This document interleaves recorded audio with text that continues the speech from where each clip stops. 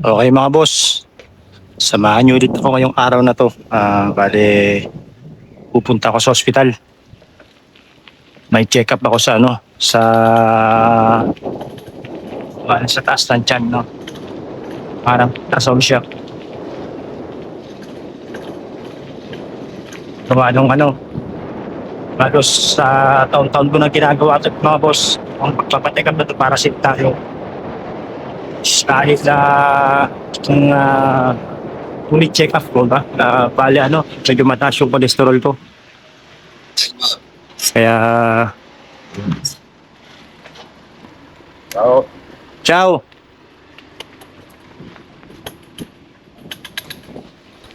Okay.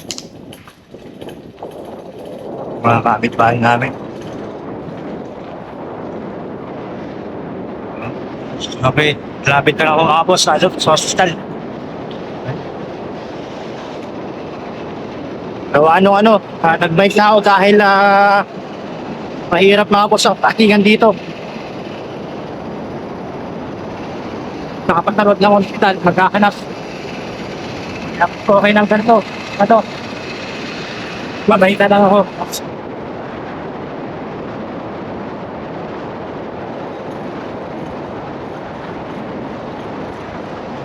Yung oras, sayang din pagka maghahanap pa ng parkingan tapos may hinahabol kang oras. Medyo mahirap. Tsaka ang daan nga pala dito mga boss, maliit lang. Sa amin, maliit lang ang daan. Okay. Kakanan na tayo. Alright. Pero bigayan naman yung mga sasakyan dito pagka salubong na. Anong oras na ba? Pag alas 9 na, ang check up ko alas 10. Pero dito naman mga boss, ang kinagandaan dito, hindi na rin sinusunod yung oras minsan pagka magpapa-check up ka dahil kung wala ng tao, susunod ka na. Hindi gaya sa atin sa Pinas. Mahirap talaga kumuha ng mga gantong schedule, no? Siguro. Dahil ang dami nilang hinahanap. Ano to?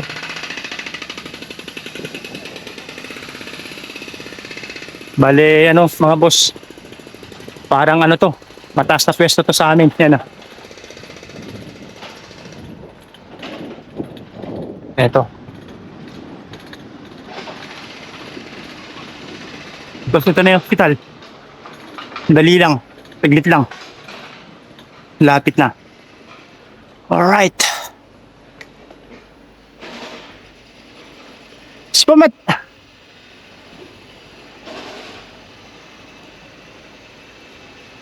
Pusuportare dentro gusto ko Grats.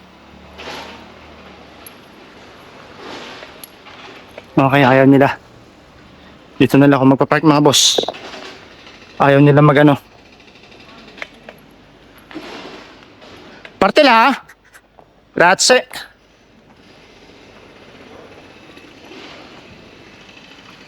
Ayaw nila rin So okay dito. Lagay ito Hintay ko. Kasi may pwesto rin mga puro motor. Tsaka walang bakal na paglalagyanan. Pagkakandaduhan. Kaya dito na lang. So,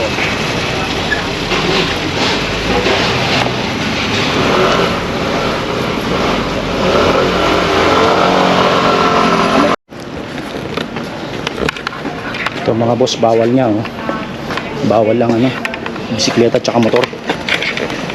Alright, ganito na lang gagawin ko, mas safe. Hawakan mo yung helmet, ganyan, para nakaroll pa rin yung video. Okay, ito mga boss, pasok na ako sa babayad muna ako. Sana walang walang maraming tao para mabilis tapos mag-ano na lang ako, maghihintay na lang ako sa loob. Okay. Ito yung bayaran. Okay.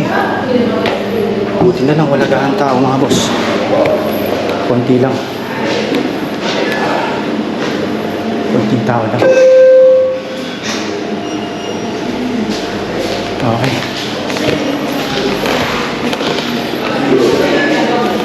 Babayad tayo ng ticket. Okay. Ito lang kabilis mga boss dito. Magbayad. Ayun, dito na ako. Kararating ko lang. Okay na. Buongiorno.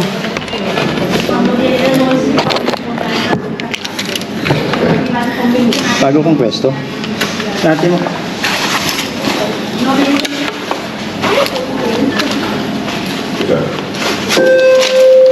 Grazie. Ito lang kabilis mga boss dito.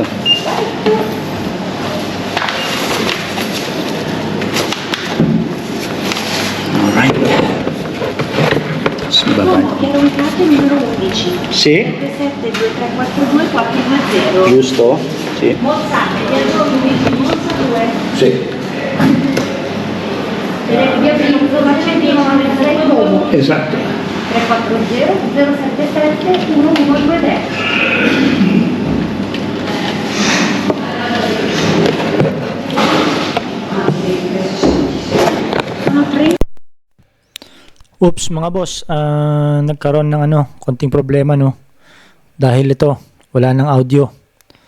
Gawa nung itong natanggal yung connection ng aking mga boss receiver no sa mic. Kaya pagpasensyahan nyo na no. Okay.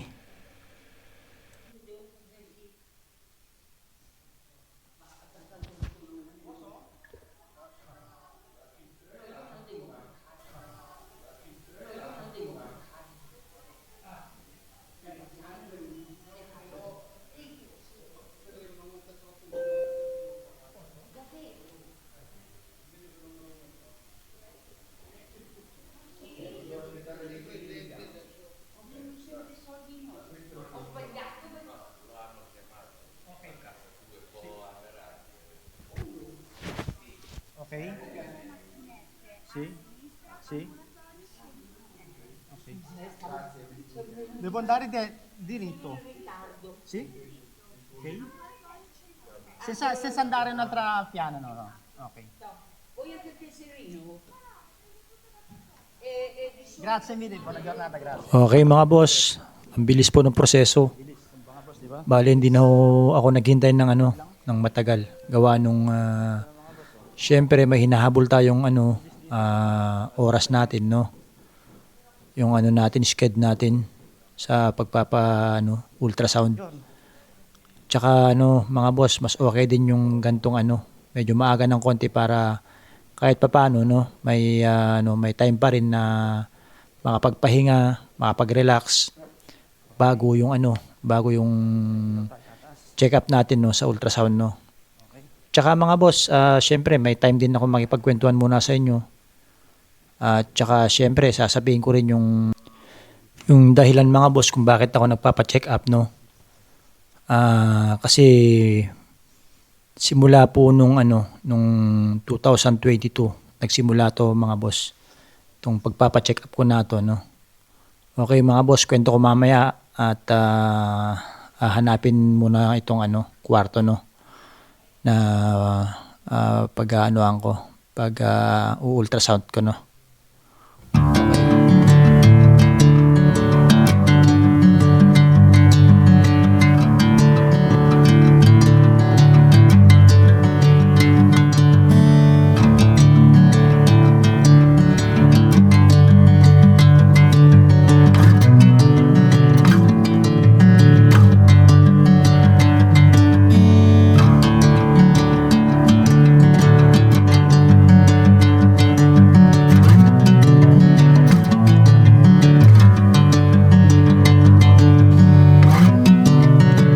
Okay mga boss,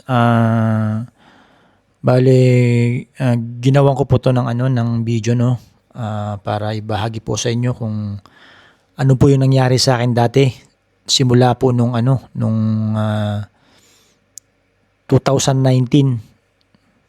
20, no? Medyo matagal-tagal na rin mga boss na nararamdaman ko sa tuhod ko dati, no? Bali ano nga pala mga boss, parang may ramdam ko dati na sumasakit yung tuhod ko, no? Ang pagkaalam ko noon, parang pagod lang ganyan, nangangalay lang dahil nga sa garden niya ako nagtatrabaho, no? Tapos yun, hinayaan ko lang siya, hinayaan ko lang na parang nararamdaman ko sumasakit, pero sabi ko kaya ko pa naman. Tapos yun, yung sabi sa akin ng boss ko na matanda, pero wala na ngayon, patay na. Tapos sabi sa akin magpapa-check up ako sa ospital. Tapos nagpa-check up nga ako sa ospital mga boss. Bale yung isang ospital na pinuntahan ko, sabi sa akin wala naman daw tama yung tuhod ko, no. Wala daw tama. Tapos yun, may binigay din sa akin disc, mga ganyan. Parang yung pinag-check upan nila sa ultrasound. Tapos pinakita ko sa doktor ko, sabi niya okay naman. Tapos sabi nung boss ko dito, pumunta ka pa sa isang hospital, parang ganun, para magpa-check up ulit para tignan kung magkatulad yung yung result ng gagawin nilang examine sa aking tuhod mga boss, no. Tapos yun, pumunta ako sa pangalawang hospital. Ayun, minamartilyo naman ang ginawa nila. Ewan ko ba't minamartilyo. Pero hindi naman malakas mga boss yung pagkakamartilyo, no. Yung parang lang, parang yung ramdam ko lang, parang tinitignan kung masakit siguro. Tapos yun, binigay sa akin yung result. Tapos pinakita ko, bumalik ulit ako sa doktor ko. Tapos yun, nung tinignan ng doktor, wala namang ganun din, wala din tama, no. Tapos yun, ang ginawa ng doktor ko ngayon, bale sabi niya, pa-check up ka ng dugo mo, sabi sa akin. Tapos yun, hindi nga pala mga boss, bago ako nagpa-check up ng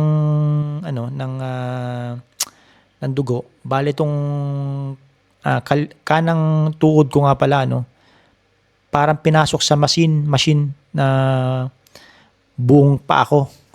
Tapos yung parteng legs ko parang binalutan ng foil, no. Ewan ko kung anong, nakalimutan ko na mga boss tawag noon kasi medyo matagal na rin, no.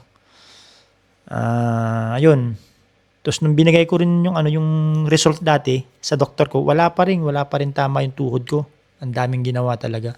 Tapos yun mga boss, nung nagpa-check up na ako ng dugo ko, no. Ayun, doon ko nakita na, tsaka nakita rin yung doktor ko na napakataas talaga mga boss yung aking cholesterol. Halos umabot siya ng, ewan ko, pagkakalam ko 280, 260 ganyan, pataas mga boss. Hindi naman lumagpas ng 280, parang ganun. Basta doon siya mga boss, yung niya, yung taas ng cholesterol ko, no. Tapos yun, ang ginawa sa akin ng doktor ko, hindi naman ako binigyan ng gamot. Tapos sabi lang sa akin, exercise lang, tapos diet. Wag daw ako magkakain ng ng mga matataba ganyan. Tapos yung sabi sa akin, iwas din ako sa mga yung formaggio, tawag dito, yung cheese, mga ganyan. Lahat pinagbawal sa akin. Tapos talagang totally diet ako ng mga boss. Talagang medyo umimpis nga katawan ko nun. Talagang talagang mas payat pa ako nun talaga. Tsaka nga pala mga boss, kaya ako ginagawa to ngayon tong pag-ultrasound dahil nung nakita rin mga boss yung doktor ko na na parang tumaas din yung SGPT ko, tsaka SGOT ata yun. Yun, sabi sa akin ng doktor ko, magpapaano ko mga boss, papa-ultrasound ako. Yun. Kaya nung nagpa-ultrasound ako, unang ultrasound ko nga pala mga boss nung nakaraang taon, sabi naman sa akin, wala naman akong fatty liver. Hindi naman daw parang namamaga yung atay ko o kaya yung tumataba, no? Parang na papalibutan ng taba, no? Hindi naman daw. Tsaka ito nga palang video na ginawa ko mga boss, no. Pag sumasakit po yung tuhod nyo, hindi ko po sinasabi na mataas na po yung cholesterol nyo, no. Mas mainam po kung tumataas po yung pagka sumasakit po yung tuhod nyo, mas maganda pa check up na lang po kayo, no. Okay. Mga boss, mas maganda talaga, mas sigurado, no. Para malaman nyo rin kung ano yung sitwasyon, no.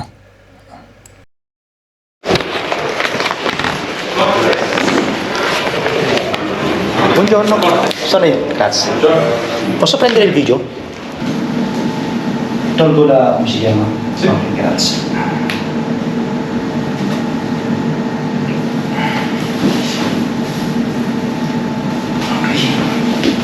L'ecografia per Ah, dell'addome, sì. Dov'è? Tutto lì. No, non c'è l'ecografia. Ma l'hai fatto? Lei ha già fatto l'ecografia in passato, giusto? Sì, sì, sì, l'ho fatto. Me l'ha portata? No, non è quello. Lo faccio controllare poi. Perché il dottore non mi ha detto niente. Cosa devo fare? Deve portare i tessuti e dobbiamo controllare poi. Quindi deve essere lei a sapere che deve portare i tessuti. Io non ne sapevo niente. Perché io so che se è la seconda volta che devo fare queste cose. Appunto, per controllare una cosa per lei. Sì. Per controllare dobbiamo fare il confronto con quella vecchia. Come faccio a fare il confronto con quella vecchia se non c'è quella vecchia non c'è niente? Mi dispiace, non so questa cosa. Mi sono anche sul lettino. Mi dispiace, grazie. Non lo possiamo riportare in mano. Yung huling check up. Kaya, okay, grazie.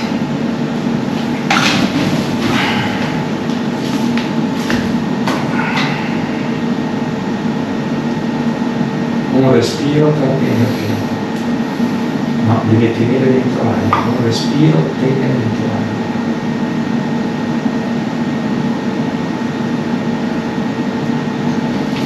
Respiro.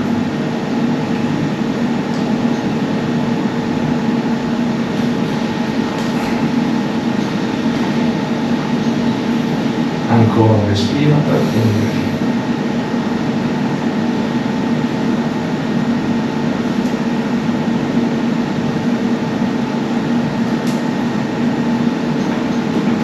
Respiri.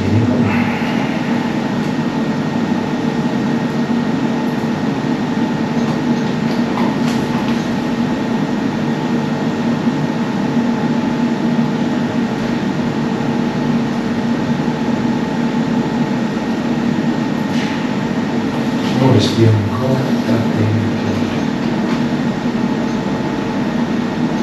Respiri, no. Girata a sinistra sul fianco.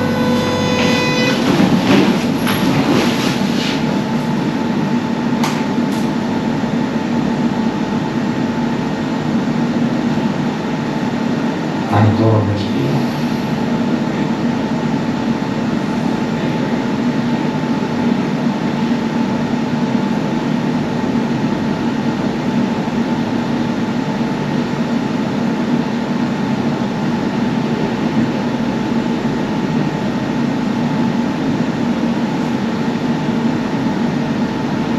Respiro. Girato. D'altra parte, ok, grazie.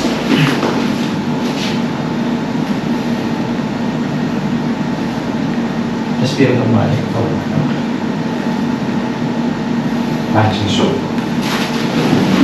Ok.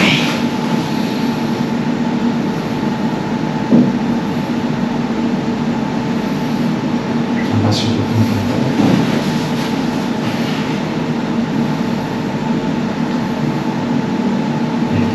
Devo passare il tempo. Magari si usa tutti e due. Grazie.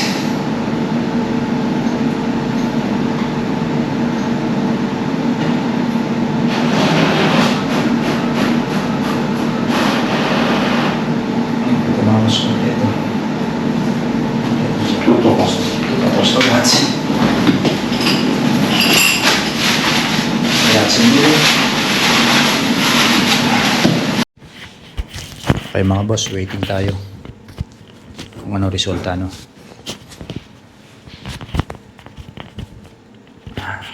Okay na. Va bene, grazie. Fegato normale? Normale. Non c'è il grasso? No. Ah, perfetto, grazie. Gentilissimo dottore, grazie mille. Arrivederci. Guarda che qui c'è una roba sua. Ah, ok. Grazie mille, gentilissimo, grazie. Okay mga boss, okay na.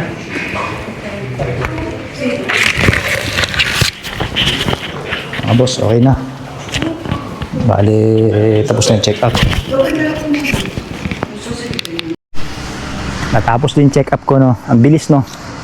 Ganun kabilis dito mga boss. Walang ano, mga kuskus balungos na maghihintay ka ng napakahabang oras.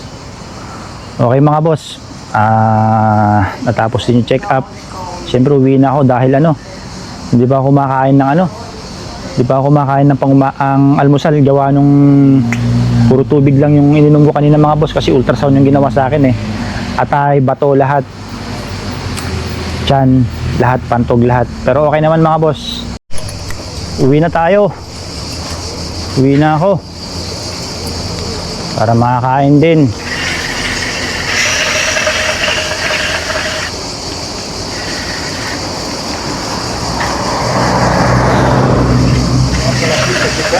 Trovato.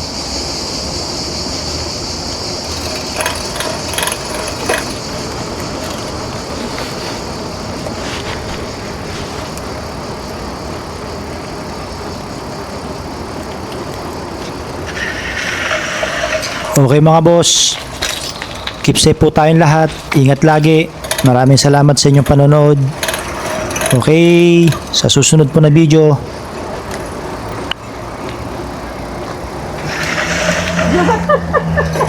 Dahil.